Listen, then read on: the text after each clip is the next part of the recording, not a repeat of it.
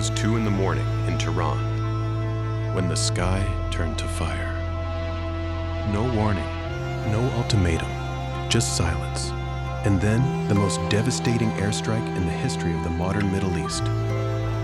In a single night, the United States and Israel launched over 100 coordinated strikes across Iran. They killed a sitting supreme leader. They obliterated command headquarters, missile factories, and naval vessels. And 34 days later, the world is still burning. But here's what the headlines aren't showing you. To understand Day 34, you need to understand what set this war in motion.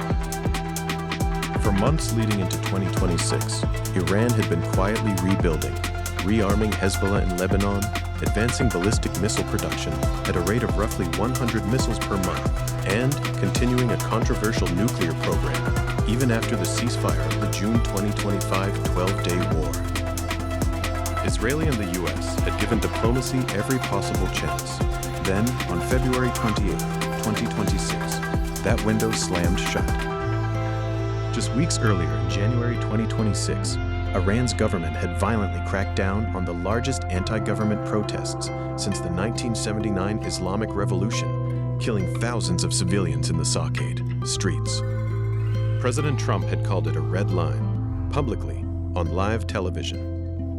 And then, in the early hours of February 28th, Operation Roaring Lion began. The opening attack targeted the leadership compound in Tehran, the most secured address in the Islamic Republic.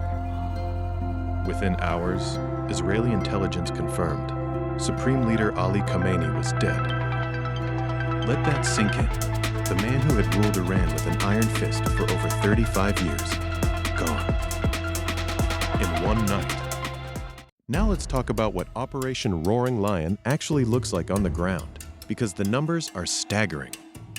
As of Day 34, Israeli forces have conducted approximately 5,700 combat sorties. That's individual flight missions, with more than 540 strike waves hitting central and western Iran. Iran's missile production capacity? Taken to zero. Before the war, they were manufacturing around 100 ballistic missiles per month. That infrastructure no longer exists. Iran's air defense network? Over 80% destroyed. Radars, interceptors, detection systems, all gone. But here's the part the mainstream media glosses over. Iran fought back. In just the first 2 days of the war, Iran launched 99 attack waves, 44 on day 1 alone. Ballistic missiles, drones, rockets, fire to Israeli cities, U.S. military bases in Saudi Arabia and Iraq, and even Gulf nations like Bahrain, Kuwait, and the UAE. Millions of Israelis spent those first nights in bomb shelters. Sirens wailed from Tel Aviv to Haifa. But Israel's Iron Dome and Arrow missile defense systems intercepted more than 90% of incoming projectiles. Still, not everyone was safe. All right, this is the part of the video you actually came for. Because while news channels show you the explosions and the press conferences, here's what they're not unpacking. Number 1, Iran has a new supreme leader, and almost nobody is talking about what that means.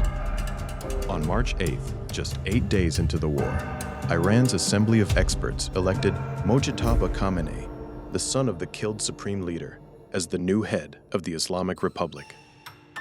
His father ran Iran for 35 years. Now the son holds the nuclear keys. This is a dynasty surviving a war, and the new leader has something his father didn't, a personal grudge. Number 2, Iran's leadership is paralyzed, but not defeated.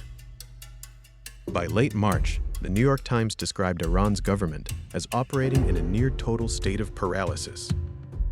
Communications infrastructure was so damaged that top commanders were making decisions independently, without coordination from Tehran. But here's the dangerous truth. A desperate, disorganized, nuclear-capable state is sometimes more dangerous than a stable one. Number 3, the nuclear question has not been answered. Before the war began, the International Atomic Energy Agency confirmed Iran had stored highly enriched uranium in an underground facility that survived the June 2025 war. After Operation Roaring Lion began, Iran denied inspectors access entirely. The US says Iran has no bomb, but the IAEA says it cannot confirm Iran's nuclear program is exclusively peaceful. Translation: nobody actually knows. Number 4. America's commitment is cracking. On March 24th, President Trump declared that the US had achieved, quote, a regime change. He's been telling allies the war will end in weeks. But US intelligence agencies have privately assessed that Iran is not serious about negotiations. 6 American soldiers are already dead, over 200 injured. And Trump is now openly questioning whether the US should remain in NATO if allies don't join the fight. Behind every airstrike coordinate, behind every intercepted missile, behind every press conference, there are people. Tehran became a ghost town in the early days of the war. Civilians too afraid to go to work, to go outside, schools shut down. Prisoners in Evin prison, many of them political dissidents who had protested the regime, reported receiving only bread and water since the strikes began. In Israeli, it was Passover, one of the holiest nights in the Jewish calendar. And while families sat down for the Seder meal, rockets rained down from Hezbollah in the north. People ran to shelters mid-prayer. And in the United States, the names of 6 fallen soldiers were read on national television. Major John Klenner, Captain Ariana Savino, Technical Sergeant Ashley Pruitt, Captain Seth Koval, Captain Curtis Angst, Technical Sergeant Tyler Simmons. They died when a KC-135 aerial refueling aircraft crashed over western Iraq. Every war has its statistics, but every statistic has a name. Here's another thing the war is overshadowing. Israel is about to have an election, and it may be the most consequential vote in the country's modern history. Elections are scheduled for October 2026, but insiders say they could be pushed forward to June or July, with Netanyahu's bloc wanting to capitalize on the war momentum before the public mood shifts. The opposition, led by Naftali Bennett, is running on one core message: Netanyahu failed on October 7th. And now he's using this war to avoid accountability. A poll from earlier this year showed 71% of Israelis want a formal constitution for their country, a radical demand in a nation that has operated on basic laws for 75 years. And then there's the ultra-Orthodox draft controversy. Roughly 80,000 young men aged 18 to 24 who are exempt from military service due to religious law. While regular Israeli citizens have served years of reserve duty across multiple war fronts, this community has stayed home. This is the fault line that could crack Israel open from the inside, war or no war. So what happens next? Trump says the war ends in weeks. Israeli officials say the operation continues until Iran's military infrastructure is fully dismantled. Iran's new supreme leader says the resistance will never surrender. Meanwhile, oil prices are climbing. The Strait of Hormuz remains tense. And in Washington, in Brussels, in Beijing, every major world power is watching, calculating, and waiting. Day 34 of this war has already rewritten the rules of conflict in the 21st century. A sitting supreme leader killed, a nuclear-capable state brought to its knees, and a region that will never be the same.